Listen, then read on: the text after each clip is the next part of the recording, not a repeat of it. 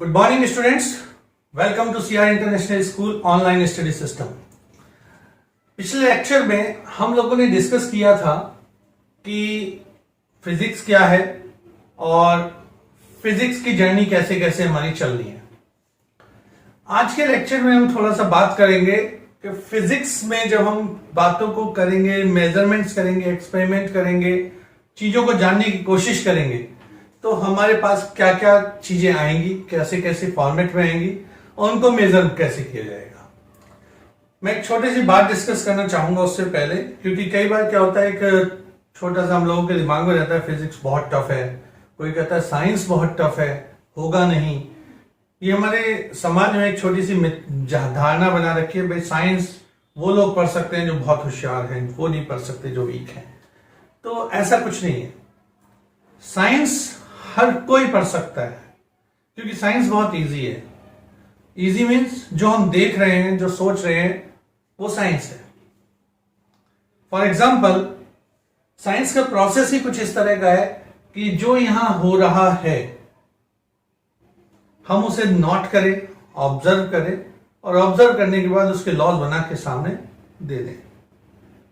लेकिन हो सकता है वो आज की डेट में सही है, कल को गलत साबित होंगे। जैसे वेलोसिटी के लिए सबसे पहले लाप्लास लॉ दिया था, न्यूटन्स ने एक लॉ दिया था वेलोसिटी ऑफ साउंड का, और बाद में लाप्लास ने उसे करेक्ट किया। डाल्टन्स एटॉमिक स्ट्रक्चर आया, बाद में मॉडर्न एटॉमिक स्ट्रक्चर आया। इसी तरह से बोर एटॉमिक मॉडल आया। तो हर समय एक रिसर्च प्रोसेस चलता रहता है, और सर्च का मतलब होता है ढूंढना और रिसर्च का मतलब होता है बार बार ढूंढना। यानी एक बार ढूंढेंगे हम, उसमें कुछ कमियां रह जाएंगी, उसको फाइंड आउट किया, फिर ढूंढेंगे, वही साइंस है, मींस रिसर्च, बार बार सर्च करना। बहुत सिंपल चीजें हैं, ऐसा नहीं है कि बहुत टफ है, सिर्फ सोच है हमारी कि क्या चीज ये टफ है या ये इजी है। तो अपनी सोच को बदलें, सोच ऐसी रखें कि हाँ हमारे अंदर कर सकते हैं। आपने एक वर्ड सुना होगा,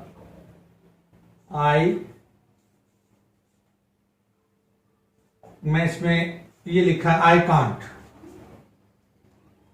कांट में ये टी को अगर मैं हटा दूं, जो आप लोग सोचते हैं, आप सोचते हैं आई कांट, और मैंने कहा इसमें से सिर्फ एक पीछे का टी हटाना है, ये क्या बचा?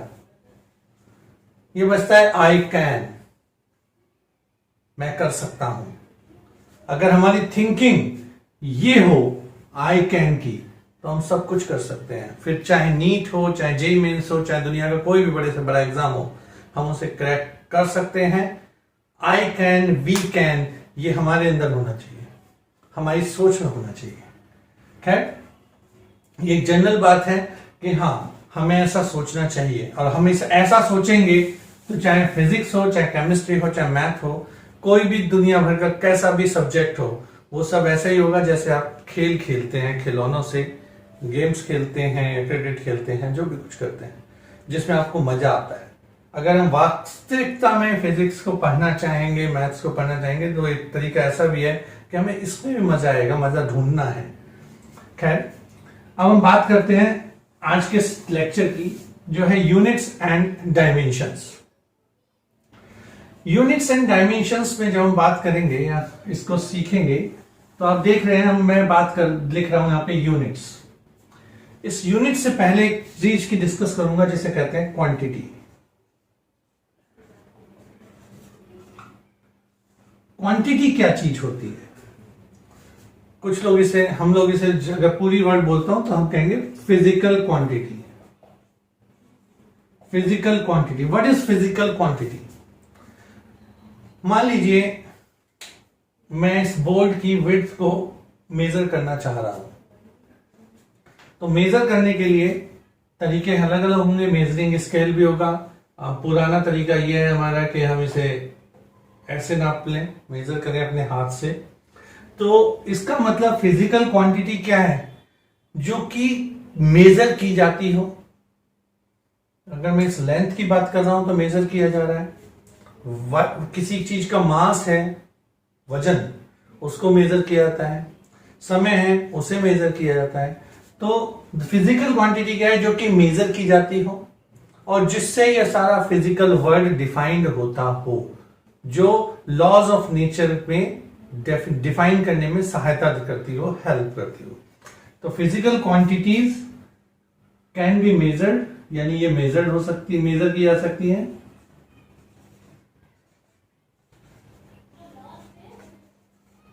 And helps to explain physical world.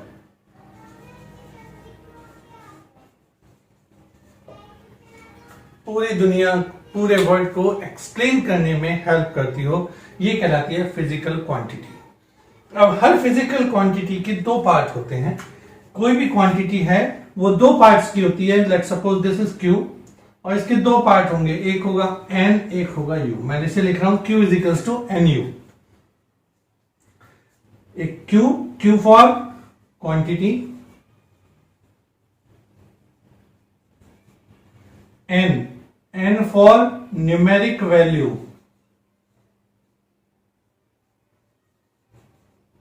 And U for unit. कोई भी क्वांटिटी दो चीजों को मिलकर बनी हुई है। आप यहां देख रहे हैं क्यू क्वांटिटी हुआ, that is made by two things, this is a combination of two things, one is an numeric value, you unit. तो यहां से आया है ये यूनिट वर्ड। यहां पे हम इस यूनिट की बात कर रहे हैं जो हमारे चैप्टर का नाम है आज, यूनिट। कैसे? मान लीजिए मैं कहता हूं क्वांटिटी में मैंने कोई लेंथ मेजर किया, लेंथ है 1 मीटर। इसमें 1 क्या है? न्यूमेरिक वैल्यू हुआ, और मीटर क्या हुआ? यूनिट। ठीक है। ऐसे ही हम ऐसे ये भी लिख सकता हूं, अगर इसको हम और तरीके से देखना चाहें तो 1 मीटर को हम क्या लिख सकते हैं? 1 metre can be written as 1 metre, this can be 100 centimetre. आप देख रहे हो मेजर तो मैं लेंथ ही कर रहा हूं ना, यानी क्वांटिटी क्या है मेरी? क्वांटिटी है लेंथ। मैंने मेजर क्या किया? 1 मीटर। लेंथ कितनी थी? 1 मीटर। उसको मैं लिख पा रहा हूं 100 सेंटीमीटर। मैंने इसको लिखा 100 सेंटीमीटर। अगर मैं कहता हूं n1 की वैल्यू है 1 और u1 यूनिट है मीटर, यहां पर n2 की यूनिट है, n2 की वैल्यू है 100 और u2 है सेंटीमीटर। तो किसी भी क्वांटिटीज को हम ये भी लिख सकते हैं q is equals to n1 u1 is equals to n2 u2। अब इसका क्योंकि आप लोग जानते हैं काफी अच्छी तरह से, तो 100 आपको दिख रहा है, 100 ग्रेटर है 1 से, 100 और 1 में 100 बड़ा है। तो मैं कह सकता हूं इसका मतलब कि अगर n2 बड़ा है n1 से, n2 is greater than n1। अब 1 के साथ जो यूनिट है वो क्या है? मीटर। 100 के साथ जो यूनिट है वो क्या है? सेंटीमीटर। इसका मतलब क्या हुआ कि मीटर बड़ा होता है या सेंटीमीटर? मीटर बड़ा होता है, हमें पता है। तो u1 is greater than u2। क्या मतलब हुआ कि अगर n2 n1 से बड़ा है तो u1 u2 से बड़ा होगा।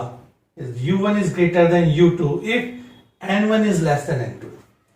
तो इसको हम जनरल वर्ड्स में कर सकते हैं कि n numeric value is inversely proportional to unit.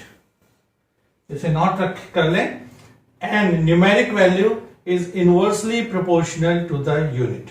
अगर न्यूमेरिक वैल्यू बड़ी है तो यूनिट छोटा होगा, यूनिट बड़ा है तो न्यूमेरिक वैल्यू छोटी होगी। ठीक है, this is about the unit and numeric value. अब बात आती है कि क्वांटिटीज कितने तरह की होती हैं, टाइप्स ऑफ क्वांटिटीज। हमने कहा व्हाट इज क्वांटिटी? तो quantities are the quantities which can be measured by some instrument. चाहे कैसे भी मेजर करें, बहुत तरह से मेजर कर सकते हैं। Quantities can be measured and explain the physical world. अब टाइप्स ऑफ क्वांटिटीज,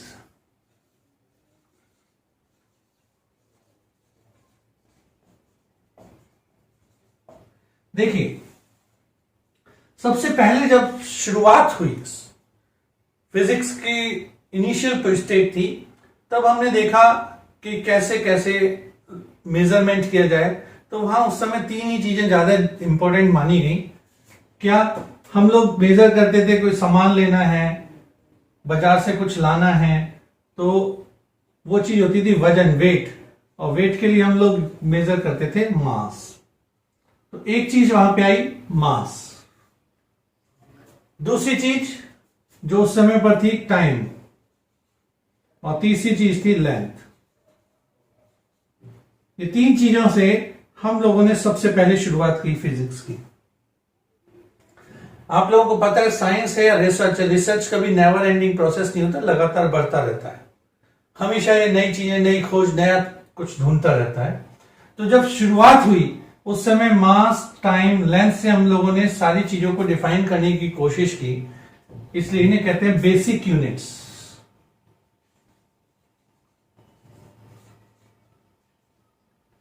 ये शुरुआत में बेसिक थी, लेकिन जैसे जैसे समय बढ़ा ये लेंथ, ये तीनों यूनिट्स काफी नहीं रही, यानी ये हमें कम ही पड़ गई। हम इनसे पूरे फिजिकल वर्ल्ड को डिफाइन नहीं कर पाए। जब नहीं कर पाए तो इसमें कुछ यूनिट्स और क्वांटिटीज और ऐड कर दी गई। वो थी पहली, फर्स्ट हो गई हमारे पास mass, second time, third length, fourth temperature,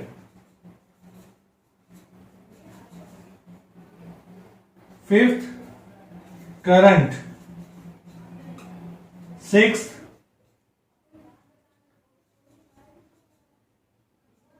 luminous intensity, and seventh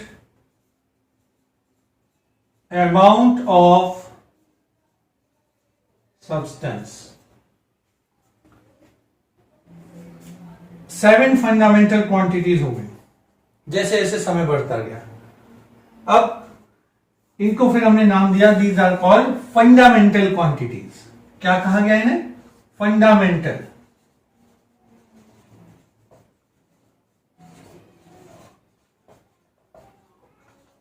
These are called fundamental quantities. In fundamental quantities, इनको fundamental क्यों कहा गया? Because these quantities cannot be derived by anyone. ये अपने आप में यूनिक हैं, इनसे मिलकर कोई क्वांटिटी बन सकती है, लेकिन ये किसी से मिलकर नहीं बनी है। तो ये फंडामेंटल है जिनसे हमने पूरे फिजिकल वर्ल्ड को डिफाइन करने की कोशिश की। अब इनकी मैं साथ के साथ सिंबल और यूनिट भी ले रहा हूं। तो मास का सिंबल है, मास की यूनिट है हमारे पास केजी।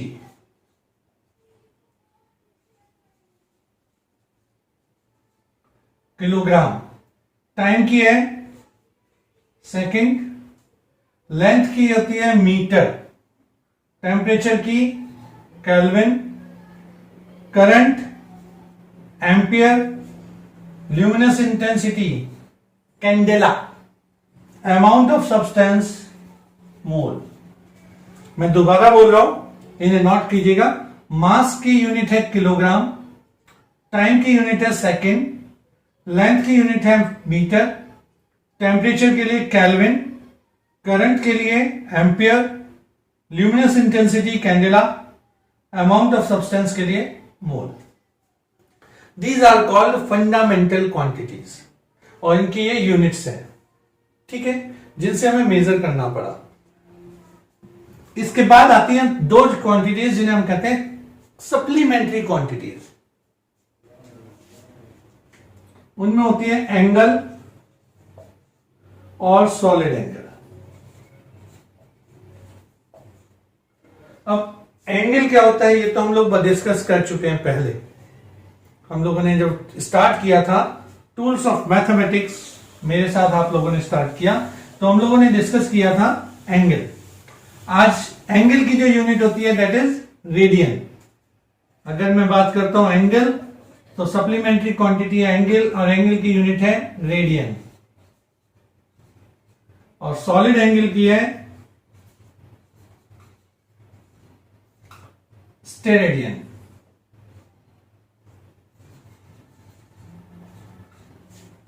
अब सॉलिड एंगल होता क्या है? सॉलिड एंगल को समझने के लिए हम कह सकते हैं कि मैंने एक कोन बनाया,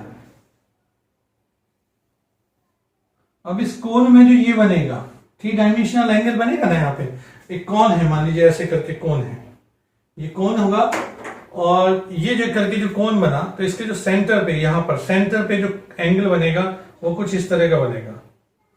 तो ये जो इस तरह का एंगल बना, ये वाला, ये 3 डायमेंशनल एंगल बना, इसे हम कहते हैं सॉलिड एंगल, डिनोट करते हैं ओम से।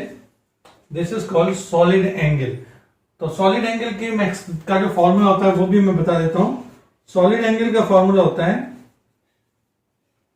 Area upon radius square.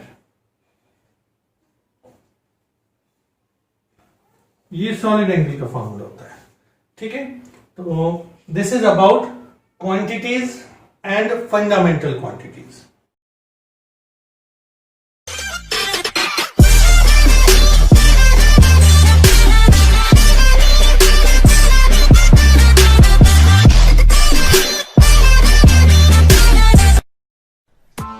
Press the bell icon on the YouTube app and never miss another update.